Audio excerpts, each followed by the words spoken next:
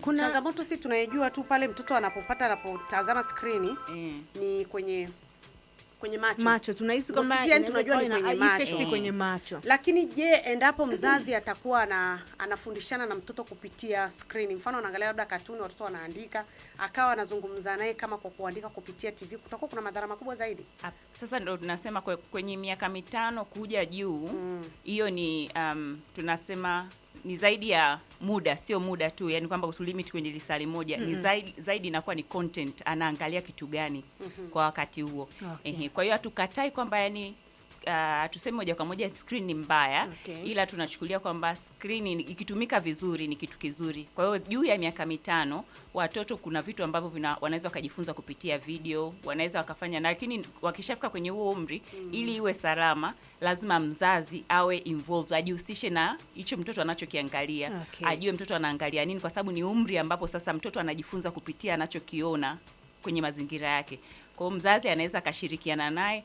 Kuna hizi limit ambazo unaziweka kwa watoto, kama ni limit ya muda, limit ya channel ambazo anaweza kaangalia, ili kuhakikisha tu kwamba maudhui ya vitu anavyoviangalia sio vile ambavyo vinaweza vikampotosha mtoto kwenye umri huo. Naanza kuwaza kama kila mzazi sasa hivi anaangalia jinsi ambavyo yaani hata nisiende mbali, mimi mdogo wangu mimi mdogo wangu mmoja amefanikiwa, watu wake wanaangalia TV Jumapili tu. Yaani Jumapili tu. Yaani kwenye TV ameweza, lakini kwenye simu ameshindwa kwa sababu watoto kila saa kwenye simu wanajua channel zote za YouTube za katuni zote wanajua kudownload na kufanya kila kitu. Lakini tukiangalia sasa hivi asilimia kubwa watoto wanalelewa na hizo devices, kama so tablet basi ni simu. Ndo mama akitaka kwenda mahali anamdanganyia, lakini pia akitaka kula chakula anapewa hapo. Lakini mimi nataka kuzungumza kwa perception moja. Hizi ziko kwa masuala ya mjini. Kwa sababu mimi nikiangalia kwa maeneo ya pembezoni, watoto wengi wanaangalia TV mara moja, labda ule wakati wa kulala ile jioni, au wakati wa jioni wameshaoga wakati wasubiri chakula.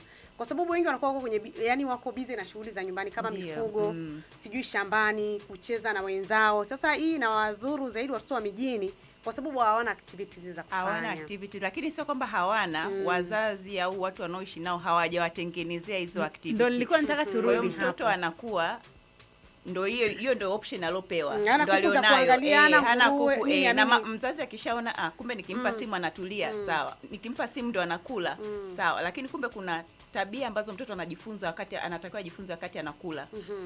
Anatakiwa angalie mazingira yake ya karibu, anatakiwa appreciate kile chakula anachokiona, texture, color, yani rangi ile, vitu vyote hivyo ambavyo anatakiwa vione. Lakini unapomwekea mtoto screen mbele anakula, mawazo yote yako kule, hapati muda wa hajui hata anakula nini. Kwa hiyo unamnyima ile nafasi. Chakula kisani hapa, yeye anaenda huku kwa sababu unamnyima nafasi.